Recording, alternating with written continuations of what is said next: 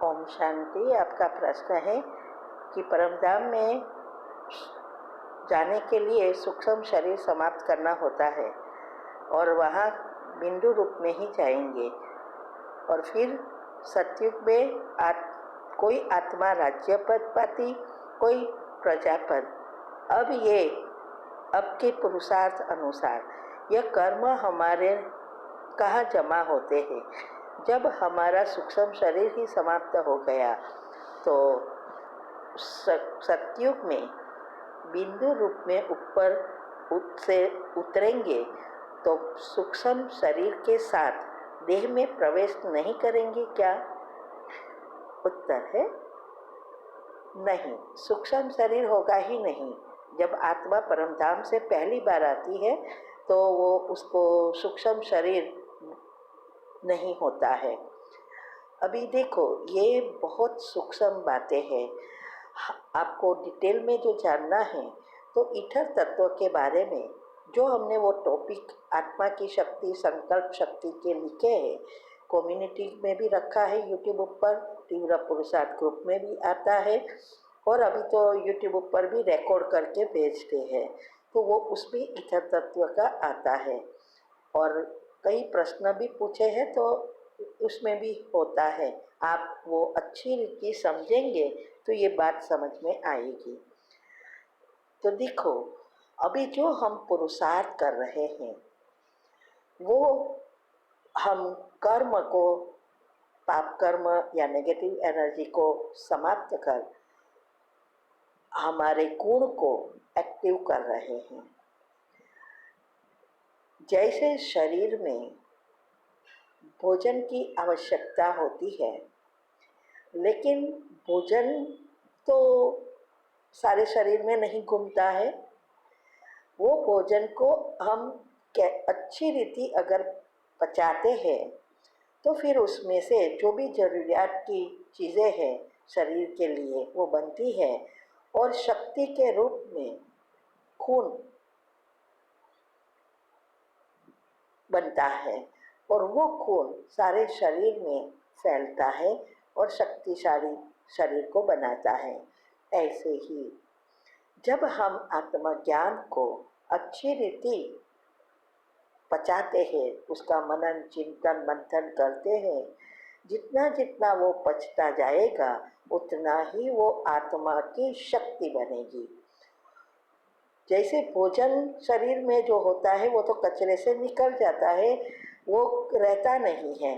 ऐसे ही ये जो विचार हम करते हैं वो जितना हम पचाते हैं वो आत्मा की शक्ति बनकर आत्मा के साथ रहती है। लेकिन जो प्रैक्टिकल में की हुई चीज़ें, वो जैसे स्थूल चीज़ें, वो ईथर तत्व में जमा रहता है।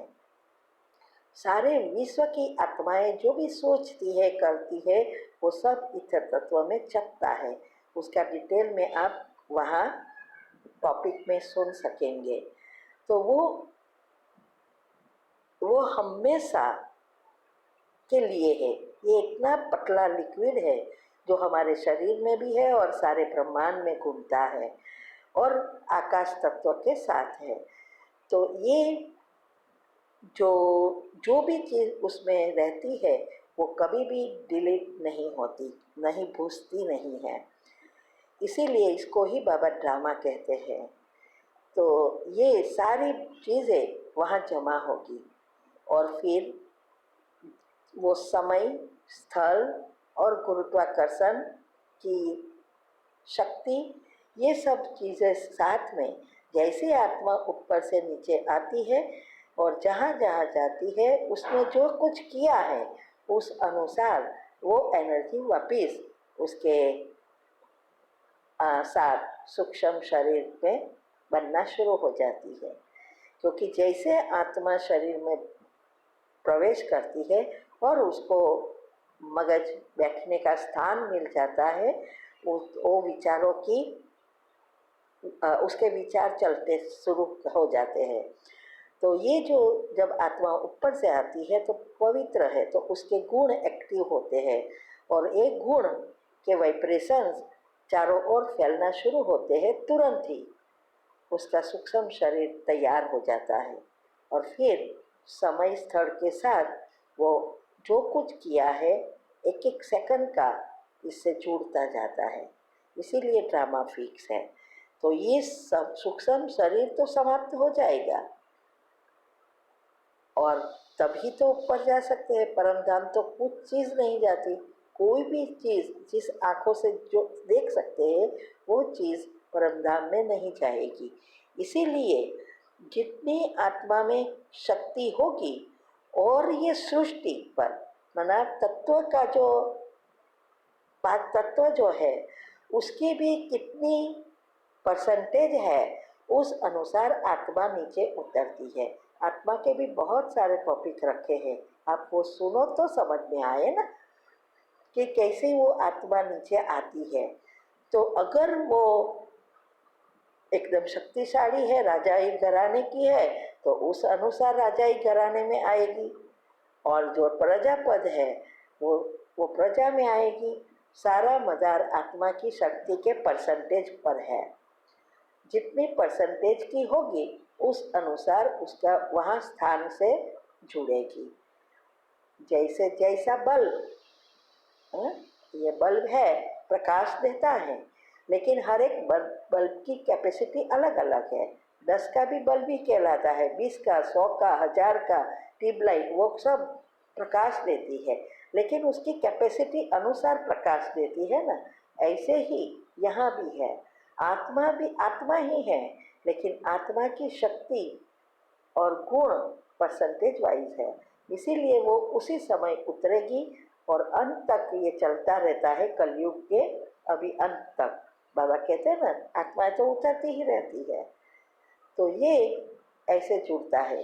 अभी आपको डिटेल में समझना है। ये सारे टॉपिक अच्छी रीति सुनो, यूट्यूब पर भी रखा है, तीव्र पुरुषार्थ ग्रुप में भी रोज 2-2 आता है। उसको बैठकर सुनो, समझो, पॉइंट निकालो, तब उस आपको क्लियरली समझ में आएगा। ओम शांति।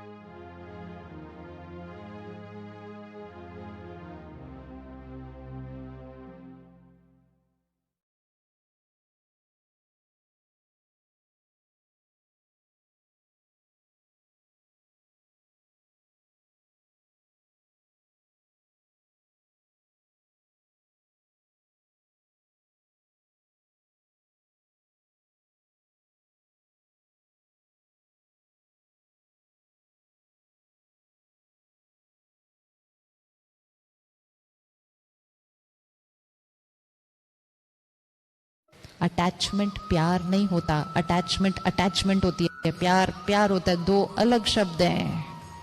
मोह अलग है, प्यार अलग है।